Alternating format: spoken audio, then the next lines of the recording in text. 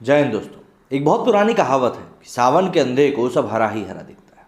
इसका मतलब ये है कि जिसकी आंखों के सामने सावन छाया रहता है ना, फिर आप उसको किसी सूखी जगह पे भी लेकर क्यों ना खड़ा कर दो, उसको सिर्फ हरा ही हरा दिखेगा। आज के संदर्भ में बात करें तो जिस इंसान की आंखों के ऊपर पर्दा डला रहता है उसको हर जगह सिर्फ अंधेरा ही दिखेगा। अब कुछ समय में, अभी 2-3 दिन में जो घटनाएं घटित हुई हैं भैया, चैट वगैरह लीक हो गई। चीट ना, लीक होना मतलब क्या होता? पाइप था क्या जो बह गया? किसी ने किया ना, उसको हो गया, चलिए ठीक है, वही मान लिया। लेकिन यहाँ पे आप ये देखिए कि किस तरीके से लोगों का रिएक्शन जो है निकल के सामने आया। लोगों के रिएक्शन से मेरा मतलब है उन लोगों का रिएक्शन जो कि गीदड़ की तरह होता है। गीदड़ मतलब बस नोचने को कुछ मिल जाए तो फिर ये मौका भी नहीं छोड़ते। मतलब आपने देखा होगा, जैसे ही चैट लीक होना शुरू हुई, लोगों ने उसके ऊपर पूरी पड़ताल करना शुरू कर दी। भाई ऐसा हुआ होगा, ऐसा हुआ होगा, ऐसा हुआ होगा। अब क्या होता है, जब इंसान को तिल मिल जाता है उसका ताड़ बनाने में वो बिल्कुल भी देर नहीं करता। और यहाँ पे भी ठीक वही चीज़ हुई है। मेन जो 2 चीज़ें यहाँ पे निकल के आई हैं अर्नब की चैट में, वो है एक पुलवामा अटैक के बारे में और एक आर्टिकल 370 जो रिवोक हुआ था उसके बारे में। ये 2 बातें मेन निकल के सामने आई हैं और लोगों को यही लग रहा है कि भाई अर्नब को ये चीज़ें पहले से कैसे पता थी। ये तो सीधे सीधे देशद्रोह का मामला है। जी हाँ, लोगों ने इतनी बड़ी बातें तक कर दी, पर क्या करें, लोगों का काम है कहना, कुछ तो लोग कहेंगे। तो ज़रा एक एक करके इन सब बातों को काटते हैं। अच्छा, और ये मुद्दे पुरजोर तरीके से उठाने वाले जर्नलिस्ट कौन है? वो जर्नलिस्ट है जिनको कि main stream media already reject कर चुका है।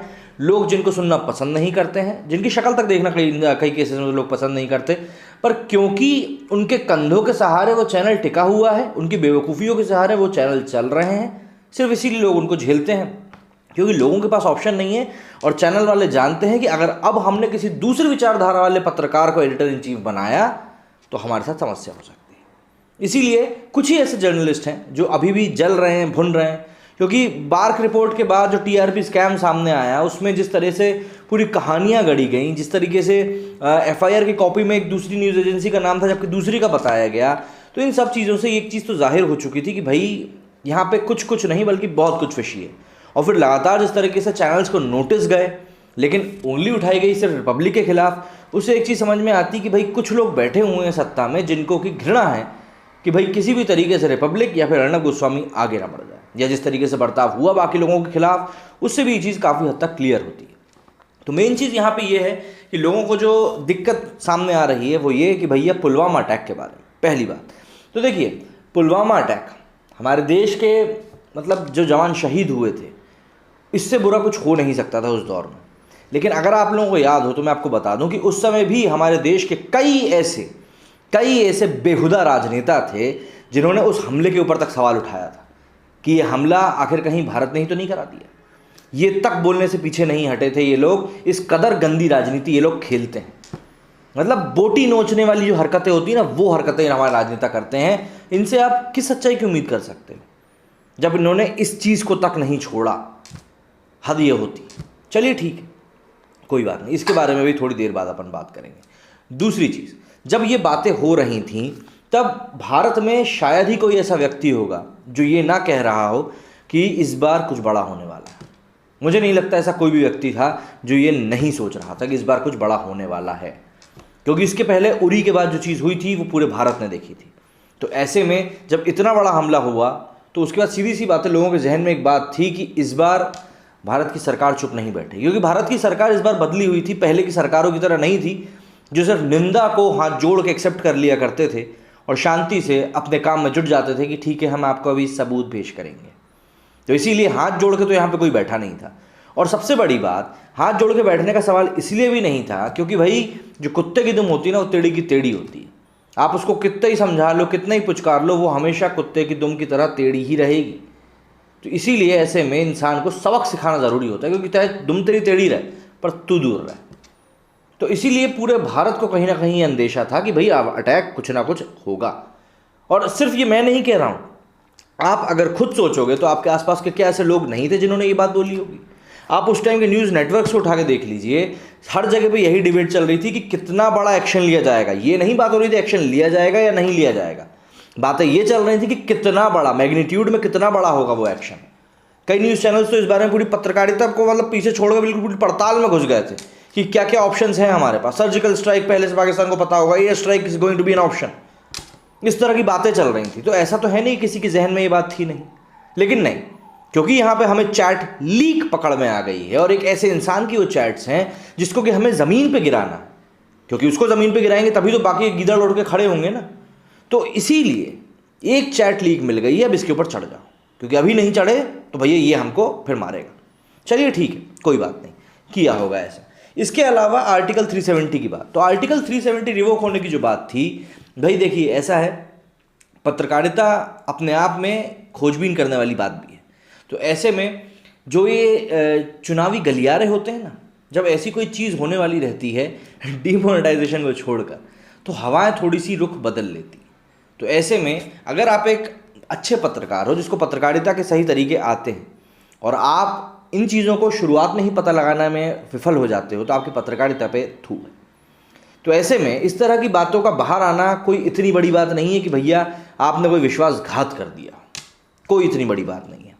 और फिर उन चैट्स में जब बाद में सामने वाला शख्स ये पूछता हुआ दिख रहा है कि क्या तुम बालाकोट के बारे में बात कर रहे हैं, तो साफ अर्नब गोस्वामी मना कर रहे हैं कि नहीं, मैं इसके बारे में बात नहीं कर रहा। लेकिन नहीं, बात वही है ना, क्योंकि आधे लोग तो पढ़ते भी नहीं है और आधे लोग सुनी सुनाई बातों पर चले जाते हैं। तो ऐसे में लोगों को बरगलाना बहुत आसान हो जाता है। बहरहाल इन सब चीज़ों के बीच में ट्विटर पे कल कई सारी चीज़ें ट्रेंड कर रही थी।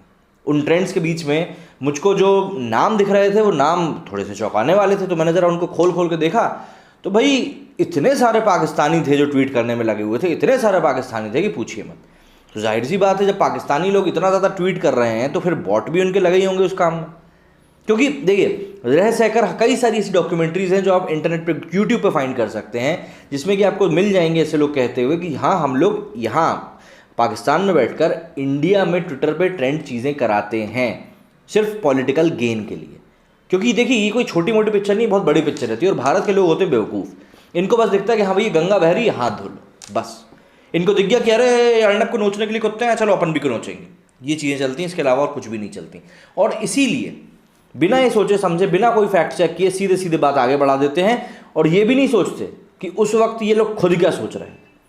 और इस बात को आप अगर नहीं मानते हैं तो आप खुद सोचिए कि भाई पुलवामा अटैक के टाइम पर राजनाथ सिंह ने भी सीधी तौर पर चेतावनी दी थी कि भैया पाकिस्तान ने गलती कर दी, और मोदी जी ने भी एक चुनावी रैली में मंच से कहा था कि भैया गलती हो गई है इस बार पाकिस्तान से। तो बड़े एक्शन की उम्मीद तो सबको ही थी।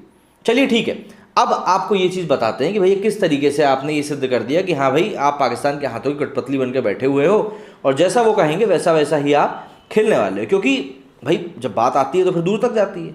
तो इसके बाद जो इमरान खान है, मूमिया, जो पाकिस्तान के बिल्कुल लाडू नवाब हैं, उनके 3 ट्वीट किए हैं आज के डेट में। पहला ट्वीट उन्होंने किया, इन 2019 I spoke at UNGA on how India's fascist Modi government used the Balakot crisis for domestic electoral gains. Latest revelations from communications of an Indian journalist known for his warmongering reveal the unholy nexus between the Modi government and Indian media. अब यहाँ पे जब भारत के लोग ही बैठ के भारतीय के ऊपर उंगली उठा रहे हैं, तो इन्होंने सीधे तौर पर पाकिस्तान को एक मौका दे दिया, जबकि वो हमेशा की तरह बैकफुट पर जाता जा रहा है अपने यहाँ पे मौजूद आतंकी ठिकानों को लेकर। उसके ऊपर पूरी दुनिया से प्रेशर बन रहा है। ऐसे में आपने खुद जाकर पाकिस्तान को अपने हाथ से एक मौका परोस दिया कि अब तुम दुनिया के सामने ये चीज़ बोल सकते हो कि देखो मेरे साथ कितना गलत हुआ है। ये चीज़ अब सीधे तौर पर पाकिस्तान करेगा और वो इसी चीज़ का यूज़ भी करेगा इंडिया के अगेंस्ट जाने में। अब कुछ नहीं किया, उन लोगों ने एक ट्रेंड चला दिया, इंडिया के लोगों ने आके खुद सवाल खड़े कर दिए। अब पाकिस्तान खुद बोलेगा ना भैया कि जब भारतीय लोग खुद ही इन चीज़ों के ऊपर सवाल उठा रहे हैं तो आप खुद सोच सकते हैं क्या होता है आगे। दूसरा ट्वीट उन्होंने किया, Indian sponsorship of terrorism in Pakistan it's abuses in IIOJK। अब जिनको IIOJK नहीं पता है ना, मैं आपको बता दूं, Indian illegal occupied Jammu and Kashmir. ये इन्होंने नया टाइटल दे दिया। ये कब दिया? जैसे ये JNK को इन्होंने अपने इंडियन टेरिटरी दिखाया ना, उसके बाद से, मतलब धारा 370 हटने के बाद से ये एक नया टर्म दे दिया। तो आप इस तरह के लोगों का सपोर्ट कर रहे हो जाके यार। And a 15-year-old Indian global disinformation campaign against us all stand expose. मतलब भारत ने जो पिछले 15 साल में हमारे साथ लिए डिसइन्फॉर्मेशन फैलाई है पूरे विश्व में, वो अब एक्सपोज हो गई है। Now India's own media has revealed the dirty nexus that is pushing our nuclearised region to the brink of a conflict it can not afford कौन नहीं कर सकता और कौन कर सकता है, ये बताने की मुझे आपको ज़रूरत नहीं है। पाकिस्तान वैसे ही भूखा नंगा देश है। लेकिन यहाँ पे आपने सामने वाले को सीधे तौर पर मौका दे दिया है आपकी बातों को काटने का। अब ये चीज़ आपको यहाँ पे खुद समझनी पड़ेगी।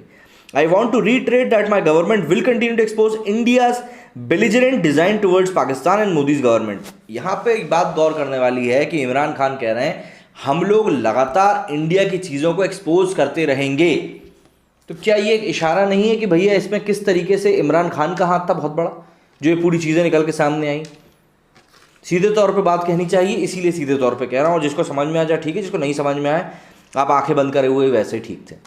तो इमरान खान के जो ट्वीट हैं ये साफ तौर पे हमें बताते हैं कि भाई यहाँ पे दाल में कुछ ना कुछ काला नहीं बल्कि काफ़ी ज़्यादा काला है। इसके अलावा टाइम्स नाउ, जहाँ पे पहले editor in chief Arnab Goswami खुद थे, वो चैनल काफ़ी अच्छा चलता था, पूछता है भारत की तरह ही एक और शो अर्नब गोस्वामी का वहाँ कुछ चला करता था इसी तरह का, जो कि टीआरपी में बहुत ऊंचा खेला करता था।